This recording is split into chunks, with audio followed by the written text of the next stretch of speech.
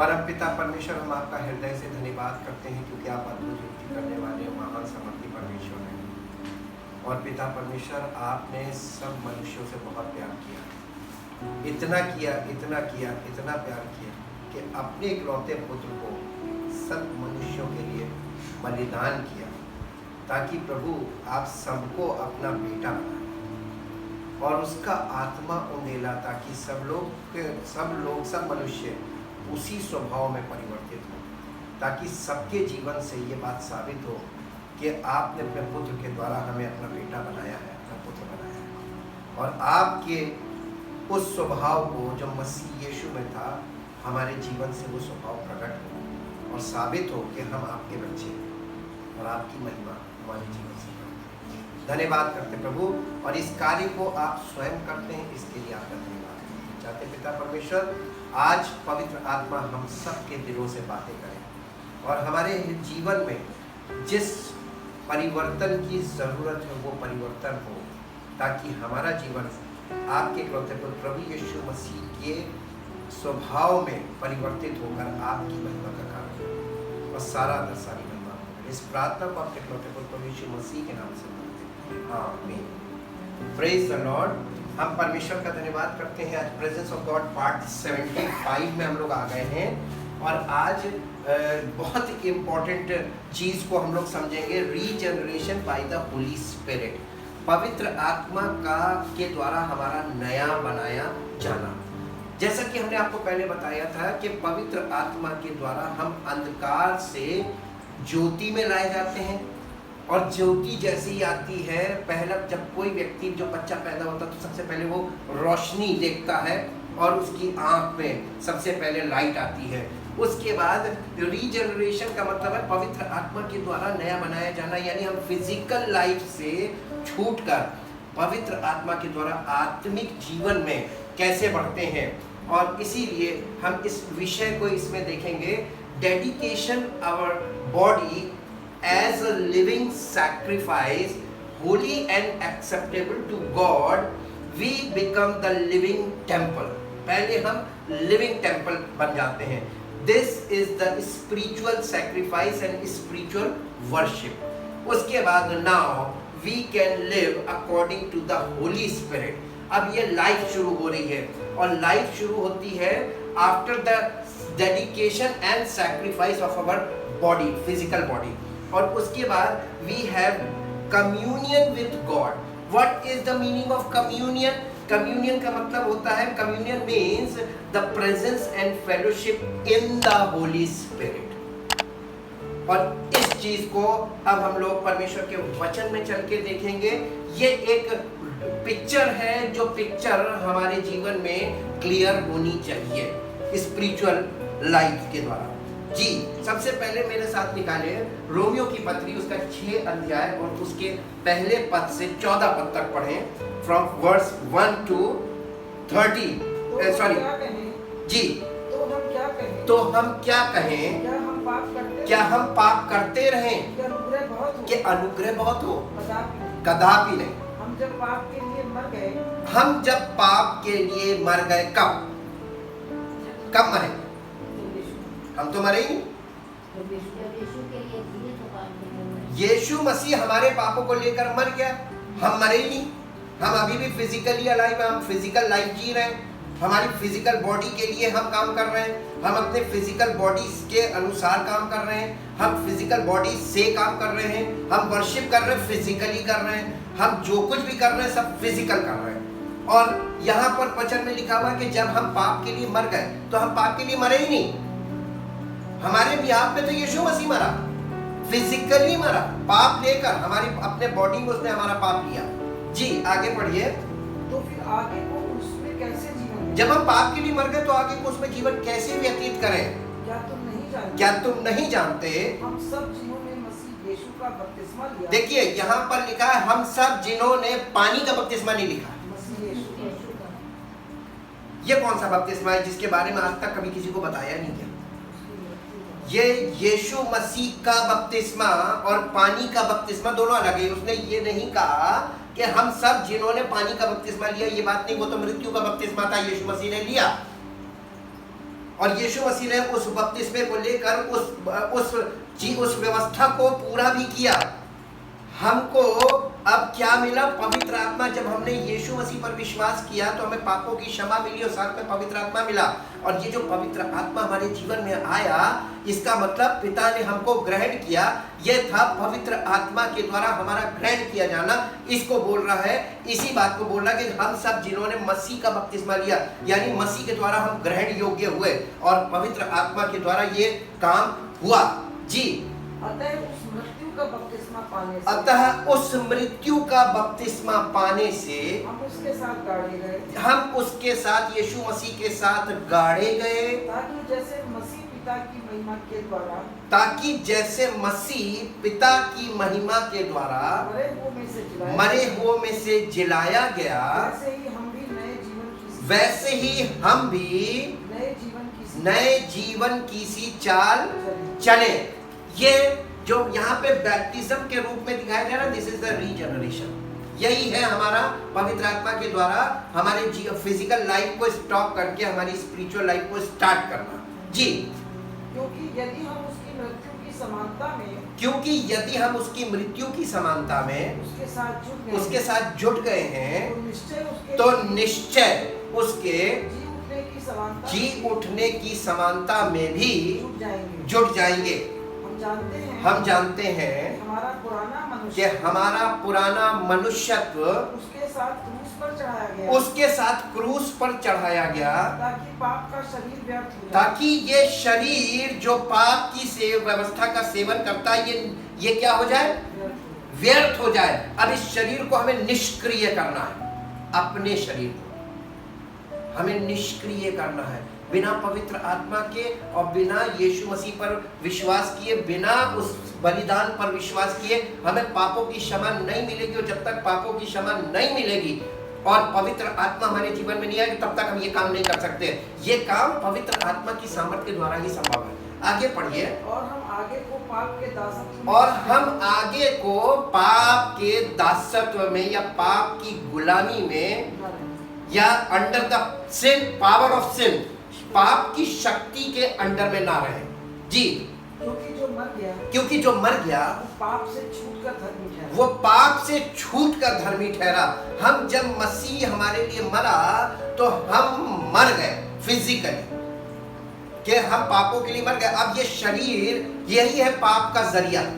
इसमें power of सिन काम करता है, क्योंकि इसमें पावर ऑफ लॉ यानी लॉ ऑफ सिन वर्क करता है थ्रू आवर बॉडी। इसलिए ये under the subjection of the law of sin है। ये पाप की गुलामी में हम इसलिए हैं क्योंकि हमारा प्राण इसके अंदर है। और प्रभु यीशु मसीह ने अपने शरीर को जो बलिदान किया हमारे पापों के लिए, तो ये दिखाया गया कि वो हमारे पापों के लिए मर गया, ताकि हमारा ये शरीर जो पाप का कारण है ये निष्क्रिय हो जाए। हम पाप की गुलाम नहीं रहे। अब यीशु मसीह ने अपनी मृत्यु के द्वारा हमें शरीर की विधियों से छुड़ा लिया, शारीरिक क्रियाओं से छुड़ा लिया, फिजिकल एक्टिविटीज से हमको बिल्कुल छुड़ा लिया। अब मसीह में कोई फिजिकल एक्टिविटीज नहीं है। ये हमको सीखना होगा, इसको समझना होगा और इस बात को अपने जीवन में उतारना होगा कि फिजिकल कुछ नहीं करना। आगे पढ़िए।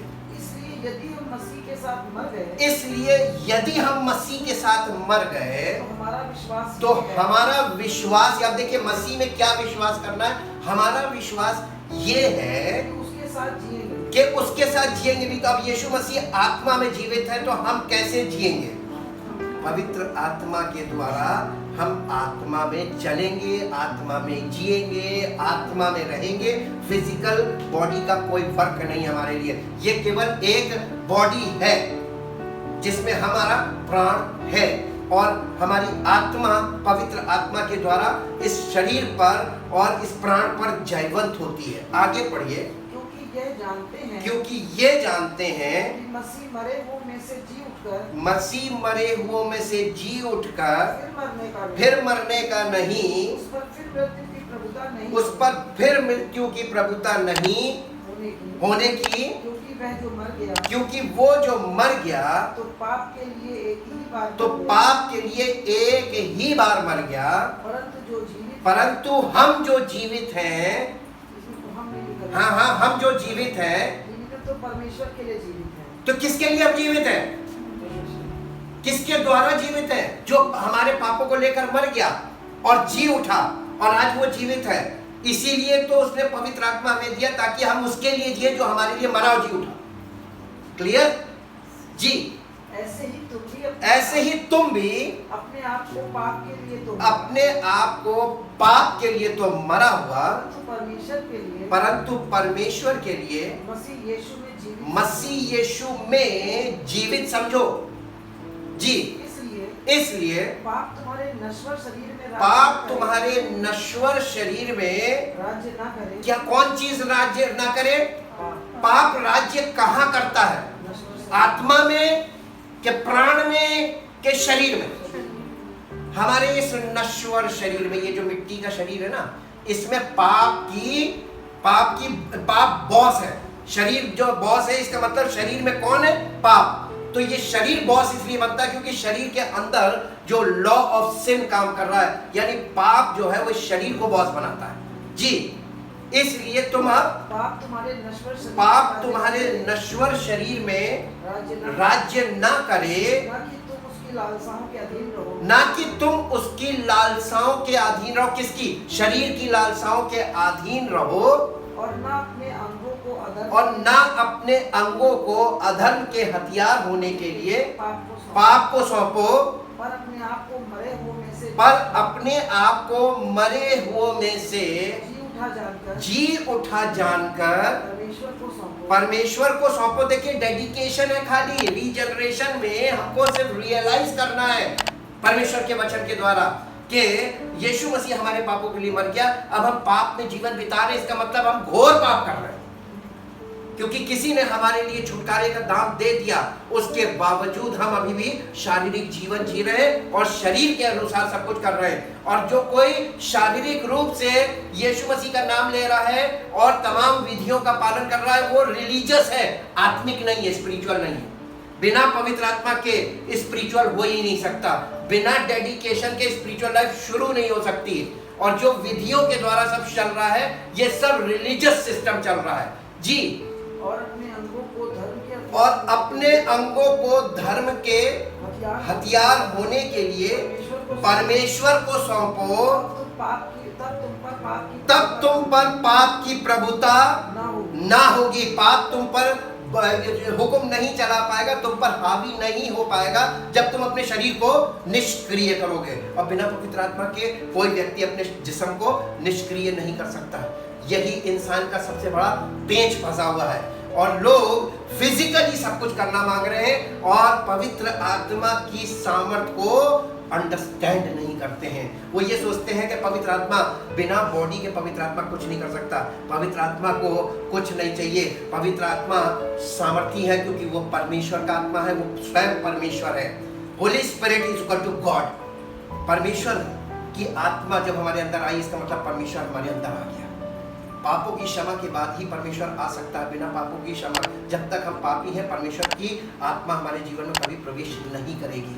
ये इनड्वेलिंग ऑफ होली स्पिरिट हमारे जीवन में रीजनरेशन का काम करती है हमको, यानी हमें नए सिरे से पैदा करती है स्पिरिचुअली, और फिजिकली डेड करती ताकि हम स्पिरिचुअली अलाइव हो, फिजिकली डेड हो जी। क्योंकि तुम व्यवस्था के अधीन नहीं, वरन अनुग्रह के अधीन हो। अब मेरे साथ एक पद और पढ़िए, इसको इंग्लिश में पढ़ना बेटा। Romans chapter 6 verse 1 to 14. What shall we say? What shall we say to all this? To all this? Are we to remain in sin? Are we to remain in sin? In order that God's grace, favor and mercy may multiply and overflow? May multiply and overflow? Certainly not. How can we who died to sin live in it any longer? Are you ignorant of the fact? इस बात में लोग आज तक अज्ञान है। यही एक point of ignorance. Holi spirit हमको सारी अंधकार से निकालता है, यानी इग्नोरेंस, अंधकार का मतलब है इग्नोरेंस, और इसका रीजन है सिन जी। Are you ignorant of the fact that all of us who have been baptized into Christ Jesus into Christ, पहले क्या आ रहा है? Into Christ. Christ is the Spirit of the Son of God. Jesus is the body. Christ is the Spirit. Spirit of Son of God. ये मसीह का आत्मा, यानी मसीह के द्वारा हम, ये लिखा है इनटू क्राइस्ट जीसस, दोनों आएंगे, क्योंकि यीशु ने अपना शरीर बलिदान किया हमारे पापों को लेकर, और मसीह की आत्मा हम पर उंडेल दी।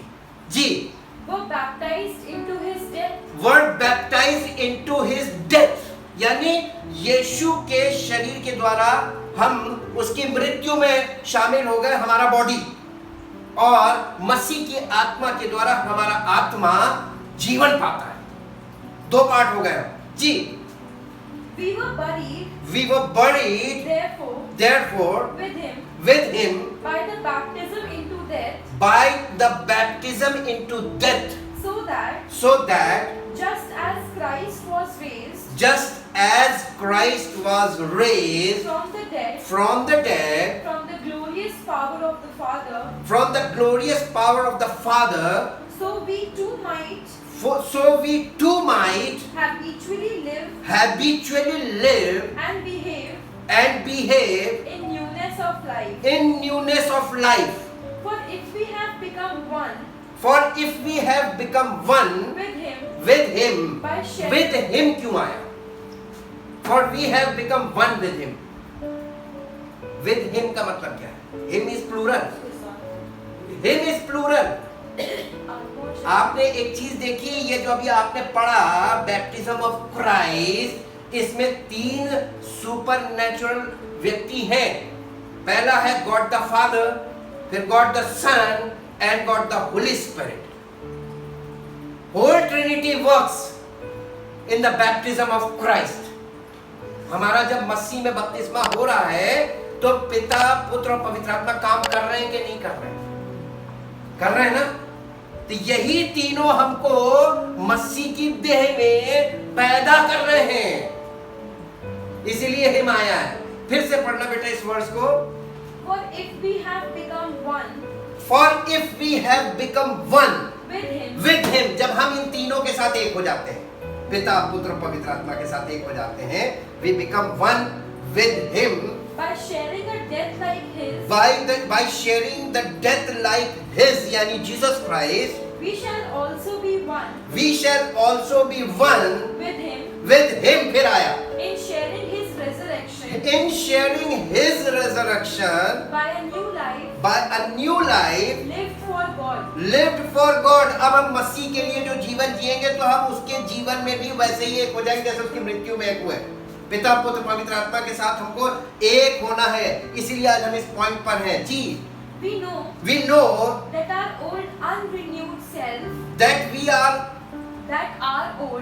our old unrenewed self was nailed to the cross, यानी हमारा जो पुराना मनुष्यत्व है, पुराना मनुष्य, I myself यानी my soul means blood। ठीक, blood is for remission of sins, body is for dedication and spirit is for life। 3 part हुए जी। nailed to the cross with him in order that our body which is the instrument of sin, हमारा शरीर क्या है मालूम है? पाप का औजार है। Our body is the instrument of sin, यही शरीर है जिससे हम पाप करते हैं। Our body, which is the instrument of sin, might be made ineffective and inactive for evil, that we might no longer be the slaves of sin. ये शरीर को इतना निष्क्रिय कर दो, इस शरीर का कोई काम ना रह जाए, कुछ नहीं। शरीर कोने में बैठो चुपचाप, तुम्हारा कोई काम नहीं। प्रभु यीशु मसीह, पिता, पुत्र, पवित्र आत्मा ने मिलकर मनुष्य के शरीर को ऐसे ही निष्क्रिय कर दिया। सुसमाचार से हमको यही पता चलता है कि उसके किए से नहीं, हमारे किए से कुछ नहीं होगा, और अगर उसने कर दिया तो हम कुछ नहीं कर सकते। ये मान लो कि हमारे करने से कुछ नहीं होगा। अब आज देखिए लोग प्रार्थनाएं कर रहे हैं शरीर से, उन्हें कुछ करने की जरूरत नहीं है, केवल विश्वास करना था, सब काम तो वो करता है और उसके किए में दम है। हमारे सब कुछ करने के बाद भी कुछ नहीं होगा, चाहे हम सर के बल खड़े होकर प्रार्थना क्यों ना कर लें, हम सर फोड़ दें, प्रार्थना कर करके कुछ नहीं होगा, क्योंकि हमारा सारा फिजिकल एफर्ट, परमेश्वर ये देखता है कि ये फिजिकल एफर्ट करने के बाद बजाय इस शरीर को हमेशा के लिए बलिदान कर दे, क्योंकि उसने अपने पुत्र के शरीर में हमारे पापों को लेकर उसे उस शरीर को बलिदान कर दिया, ताकि ये शरीर निष्क्रिय हो और हमारा शरीर सक्रिय है। तभी तो पवित्र आत्मा काम नहीं कर रहा है। जी आगे पढ़िए। For when a man dies, For when a man dies, he is freed, delivered, loosed from the power of sin. from the power of sin. जब शरीर में तुम बिल्कुल निष्क्रिय हो जाओगे, just like dead body, ये शरीर डेड बॉडी समझ लो कि इसका कोई काम नहीं, इससे हमें कुछ नहीं करना है। अब ये मालूम क्या है, वी आर फ्रीड फ्रॉम, हमको यानी डिलीवर, हम छूट गए, शरीर से छूट गए, ताकि हम पवित्र आत्मा के अगुवाई में चले। हमारी आत्मा पवित्र आत्मा की अगुवाई में चले, तो हमारी आत्मा को पवित्र आत्मा की अगुवाई में चलना, हमारे शरीर को नहीं चलना है। ये बात भी बहुत टेढ़ा पेच है, लोगों को ये नहीं समझ में आया। अब सब लोग शरीर में पवित्र आत्मा को फॉलो करना मांग रहे हैं, यही तो नहीं हो रहा, ये पॉसिबल ही नहीं। आगे पढ़ना। Now if we have died with Christ, if we have died with Christ, we believe that we shall also live with we shall also live with him, because we know that फिर him आया है, तो him अकेले यीशु मसीह के साथ हमें नहीं जीना है।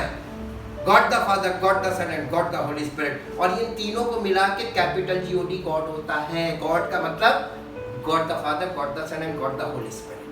जी, because we know that Christ, the anointed one, being once raised from the dead, will never die again.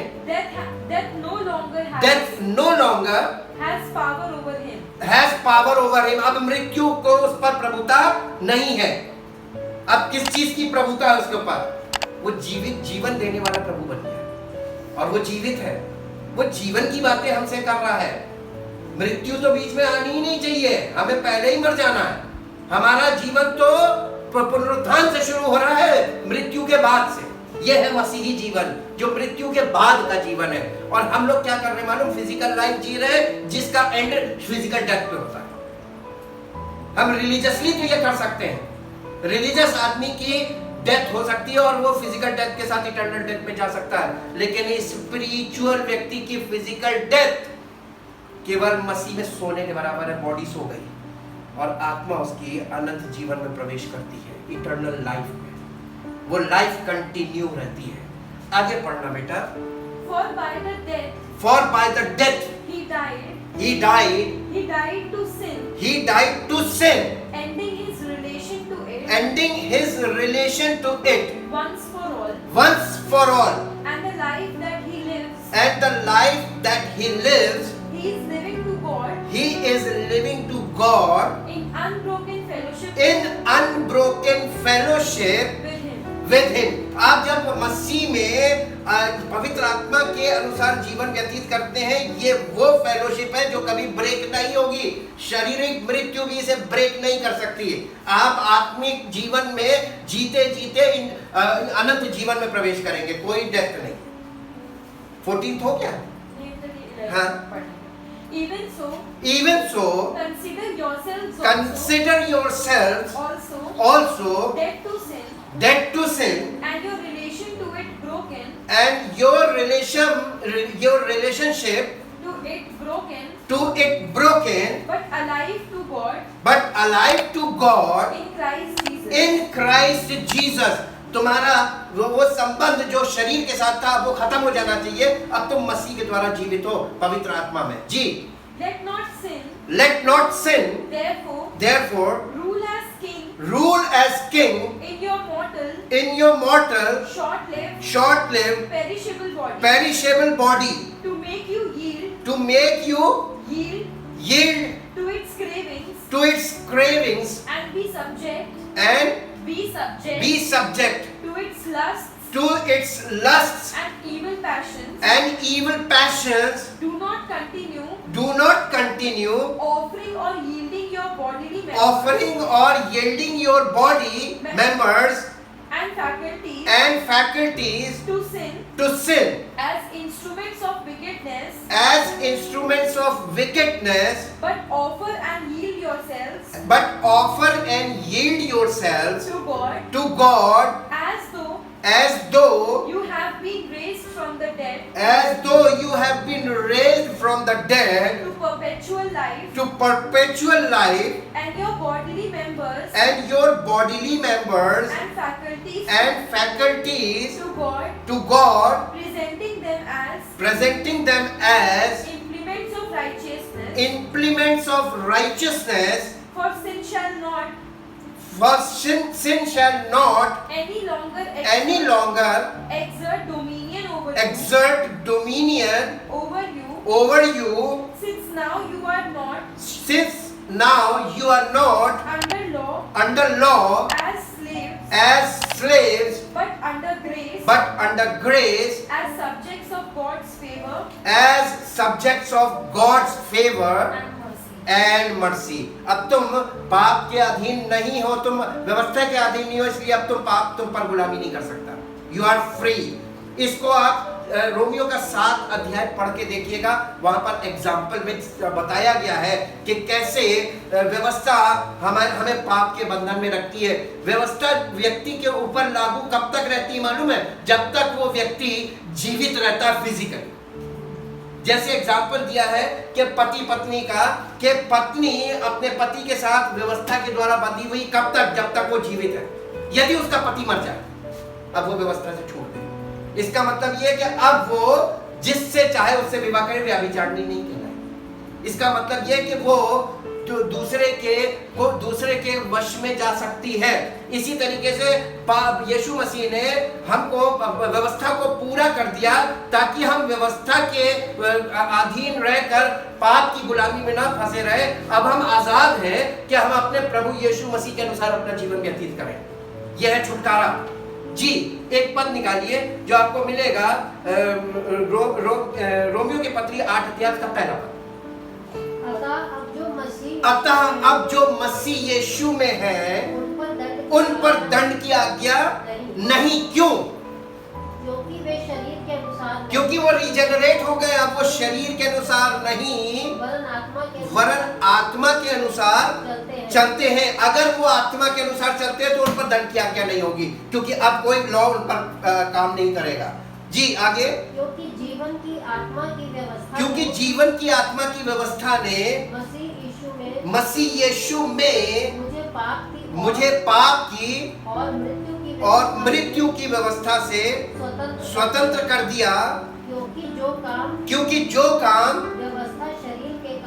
व्यवस्था शरीर के कारण दुर्बल होकर ना कर सकी, उसको परमेश्वर ने किया, अर्थात अपने ही पुत्र को पापमय शरीर की समानता में और पाप बलि होने के लिए भेजकर शरीर में पाप पर दंड की आज्ञा दी. इसलिए कि व्यवस्था की विधि हम में जो शरीर के अनुसार नहीं वरन आत्मा के अनुसार चलते हैं पूरी की जाए. यीशु मसीह के द्वारा ये विधि हम में पूरी हो जाती है. यही है regeneration. This is called the baptism in Christ Jesus. Hallelujah.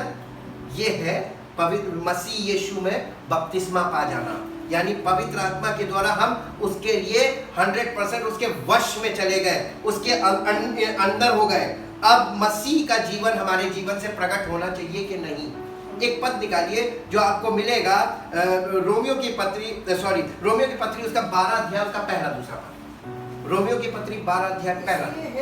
इसलिए हे भाइयों परमेश्वर मैं तुमसे परमेश्वर की दया स्मरण दिलाकर विनती करता हूँ कि अपने शरीरों को जीवित और पवित्र और परमेश्वर को भावता हुआ बलिदान करके चढ़ाओ। यही तुम्हारी आत्मिक सेवा है। ये तुम्हारी आत्मिक सेवा है। अब हम आत्मिक सेवा के लिए आगे बढ़ सकते हैं। अब हम परमेश्वर का मंदिर बन गए हैं। अब हमको परमेश्वर के लिए आत्मिक बलिदान चढ़ाने, फिजिकल वो नहीं करना, फिजिकल वर्शिप नहीं करनी है और फिजिकल सैक्रिफाइसेस परमेश्वर को नहीं चाहिए। उसे जो चाहिए वो सैक्रिफाइस जो उसने किया अपने पुत्र का, वही सैक्रिफाइस हमारे जीवन में हमारा हो। यानी उसने बेटा दिया, उसको बदले में बेटा चाहिए। सीधी सी बात ये है, उसको उसने बेटे का शरीर कुर्बान किया है ताकि उसकी वो जीवन देने वाली आत्मा बने और हमें वो उस आत्मा के द्वारा जीवन मिला है ताकि हमारा आत्मिक जीवन उसकी महिमा का कारण बने, ये शरीर निष्क्रिय हो। Thank you Jesus. अब इसमें एक खास बात है, अपने शरीरों को पहली बात तो जीवित, दूसरी बात पवित्र और तीसरी बात परमेश्वर को भावता हुआ, यानी उसको पसंद आना चाहिए। जिसको आप कोई चीज दे रहे हैं, आप जिसको कुछ देना मांग रहे हैं, उसकी अगर मर्जी से नहीं दे रहे हैं, उसकी चॉइस से नहीं दे रहे हैं, उसको क्या पसंद है, तो आप अपनी मर्जी से किसी को कैसे कुछ दे सकते हैं? और खासतौर से परमेश्वर को। हम फिजिकल हैं, परमेश्वर को क्या दे सकते हैं? फिजिकली हम कुछ नहीं दे सकते हैं, लेकिन उसे हमसे फिजिकली चाहिए भी कुछ नहीं। वो हमसे कहता है ये फिजिकल बॉडी दे दो। प्रभु तुम इस बॉडी का क्या करोगे? मैं इसको मंदिर बना दूंगा, ये लिविंग टेंपल बनेगा। हालेलुया। अब आप याद कीजिए, यीशु मसीह ने कहा था मंदिर को ढा दो, मैं 3 दिन में खड़ा कर दूंगा। वो किस मंदिर की बात कर रहा था? इस मंदिर की बात कर रहा था, अपने बॉडी की। और यीशु मसीह आत्मिक मंदिर बन गया और हम उस मंदिर का एक हिस्सा बनते हैं आत्मिक तौर पर। we become the spiritual temple through Jesus Christ। हम आत्मिक मंदिर बनते हैं। ये शरीर का वो क्या करता मालूम, इसे मंदिर बनाता है ताकि पवित्र आत्मा इस मंदिर में वास करे और इस मंदिर से पवित्र आत्मा की सामर्थ काम करे।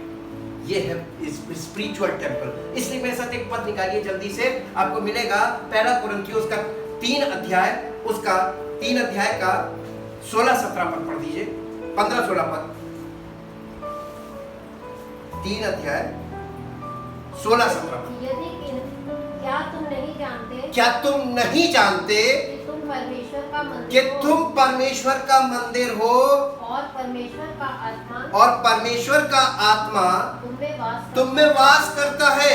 क्या कोई मंदिर को कभी आपने वर्शिप करते देखा है? मंदिर में वर्शिप होती है, मंदिर वर्शिप नहीं करता। मंदिर में वर्शिप, इसीलिए पौलुस ने कलीसिया को चिट्ठी लिखी, कहा मन में भजन कीर्तन आत्मिक गीत गाते रहो। मन में, फिजिकली कुछ नहीं करना है, मन में जी। यदि कोई परमेश्वर के मंदिर को नष्ट करेगा तो परमेश्वर उसे नष्ट करेगा। ये मंदिर जो है ये हमारा बॉडी है, और ये नष्ट कैसे होता है? करप्शन से। और करप्शन कैसे होता है? फिजिकल लाइफ से, बिकॉज ऑफ सिन। पाप की प्रभुता रहेगी, ये करप्ट रहेगा, तो इसमें करप्शन रहेगा, ये कभी मंदिर नहीं कहलाएगा, क्योंकि परमेश्वर का आत्मा कभी इसमें वास नहीं करेगा। क्या तुम नहीं जानते कि तुम परमेश्वर का मंदिर हो? कब बने? यीशु मसीह ने हमको अपना यानी पवित्र आत्मा के द्वारा इस बॉडी को निष्क्रिय करके इसे मंदिर बनाया और पवित्र आत्मा को अंदर भेजा ताकि पवित्र आत्मा इस मंदिर में वास करे और यहाँ से काम करे। जी 17 पढ़ा। परमेश्वर का मंदिर क्योंकि परमेश्वर का मंदिर क्या है? पवित्र है और वो तुम हो। पहले पवित्र आत्मा के बिना क्या हमारा ये मंदिर पवित्र हो सकता है? सवाल ही नहीं उठता। इसी के साथ साथ 6 अध्याय, पहला कुरिन्थियों 6 अध्याय उसका 19-20 पद पढ़ दीजिए। पहला कुरिन्थियों 6 अध्याय 19-20 पद। क्या तुम नहीं जानते कि तुम्हारी देह पवित्र आत्मा का मंदिर है? और थोड़ा खुल के बोल रहा है, जो तुम में बसा हुआ है और तुम्हें परमेश्वर की ओर से मिला है। ये गिफ्ट है। और तुम अपने नहीं और तुम अपने नहीं हो, क्योंकि दाम देकर मोल लिए। क्योंकि तुम दाम देकर मोल लिए गए हो। हमको किसी ने दाम देकर छुड़ाया, अब हम किसके गुलाम हैं? ये जीवन हमारा न्यौछावर हो जाना चाहिए उसको जिसने हमारे पापों के लिए प्राण दिया और जिसने हमको अपने बलिदान के द्वारा परमेश्वर की संतान होने का अधिकार दिया। His name is Jesus Christ। हम उसके हो गए और पवित्र आत्मा, द स्पिरिट ऑफ ओनरशिप, वो हमको ग्रहण करने के लिए उसने पवित्र आत्मा दे दिया। ये इस बात का सबूत है कि अब तुम परमेश्वर की संतान हो। तो हमें जीवन कैसा जीना चाहिए? रिलीजियस लाइफ के स्पिरिचुअल लाइफ। बिना पवित्र आत्मा के जो जीवन हम जी रहे हैं वो सब रिलीजियस लाइफ है। और परमेश्वर इस बात का अंतर पैदा करना मांगता है कि रिलीजियस और स्पिरिचुअल में अंतर है। फिजिकली आप जब रिलीजन को फॉलो करते हैं वो रिलीजियस लाइफ है, लेकिन पवित्र आत्मा के द्वारा आप जीवन व्यतीत करते हो वो स्पिरिचुअल लाइफ है। उसमें रिलीजन का कोई काम नहीं। Thank you Jesus. जी इंग्लिश में बेटा पहले पढ़ना, 1 Corinthians chapter 3 verse 16-17 in English। Do you not discern? Do you not, देखिए ये this is the subject of discern। ये बात हमारे जीवन में परखनी है हमको खुद। Do you not discern and understand, इसको understand भी करना है और discern भी करना है। That you, the whole church at Corinth, the whole church at Corinth, ये कोरिन्थियों की पूरी कलीसिया are God's temple। God's temple, एक कलीसिया परमेश्वर का मंदिर है पूरा। जी। And that God's spirit, And that God's spirit has his permanent dwelling, has his permanent dwelling in you, to be at home in you, collectively as a church, and also individually, if anyone does hurt to God's temple, or corrupts it with false doctrine or destroys it, and destroys it, God will do hurt to him, and God will do hurt to him, and bring him to the corruption of death, bring him into the corruption of death, and destroy him. For For the temple of God is holy, holy, sacred to him, and that temple, you, the believing church, and its individual believer are. यानी एक individual विश्वासी भी उसका मंदिर है और collectively पूरी कलीसिया उसका मंदिर है जहां परमेश्वर की आत्मा वास करती है। और ये फॉल्स डॉक्ट्रिन के द्वारा ये टेंपल जो है ये करप्ट किया जा सकता है, नष्ट किया जा सकता है, वही हो रहा है। इसको बेटा 1 Corinthians chapter 6 verse 19-20।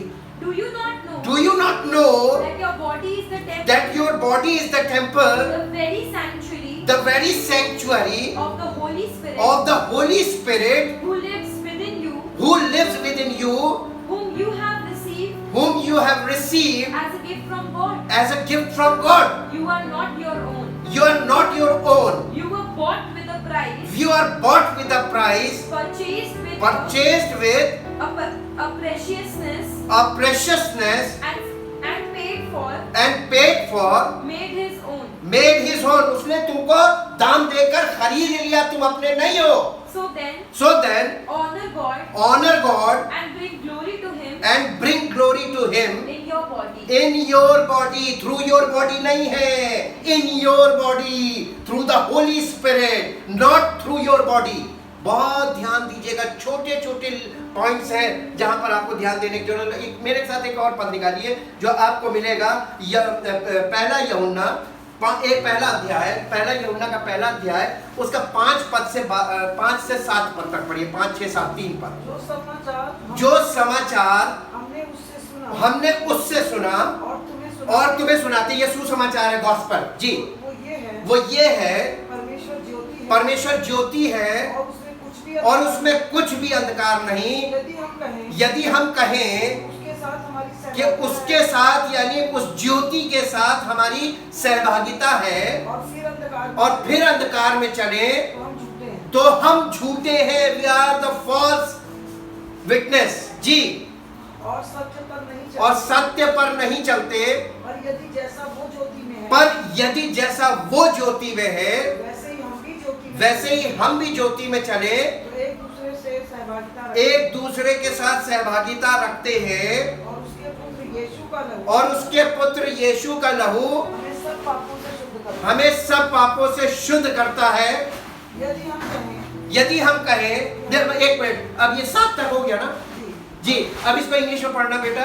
And this is the message, and this is the message, the message of promise, the message of promise which we have heard from him, that which we have heard from it and now are reporting to you. and now are reporting to you.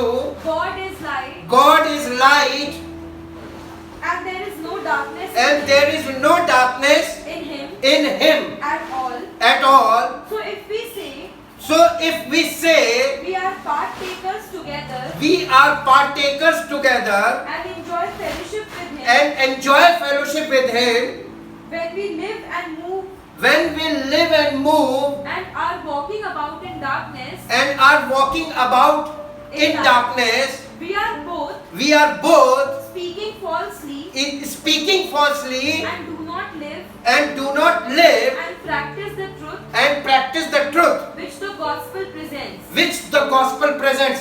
एकदम clear है कि नहीं है? हम जिंदगी बोल क्या रहे हैं, प्रचार क्या कर रहे हैं, जी कैसे रहे हैं, या दोनों चीजों का वो चाहिए। अब इसको बेटा एक पद और निकालना, तीतुस की पत्री उसका पहला अध्याय और उसका 6 पद पढ़ना। जो निर्दोष और एक ही पत्नी के पति हो। नहीं, पहला तीतुस की पत्री हाँ, पहला अध्याय उसका 6 पद। तीतुस, टाइटस वही है। जी, जो निर्दोष और एक ही पत्नी के पति हो, हाँ जिनके बच्चे विश्वासी हो, हाँ और उनमें लुचपन और निरंकुशता का दोष ना हो, हाँ क्योंकि अध्यक्ष को परमेश्वर का भंडारी होने के कारण निर्दोष होना चाहिए। जी, ये तीतुस की पत्री है। जी, तीतुस तीतुस है। एक अध्याय, नहीं तो ये वाली पद नहीं है। तीतुस की पत्री, एक मिनट रुकिए, मैं निकालता हूँ। उसका तो एक 6 या तो कोई और चैप्टर होगा, तीमुथियुस तो नहीं। नहीं, तीतुस में ही, एक मिनट, अब तीतुस में वर्ष हो सकता गलत हो गई हो।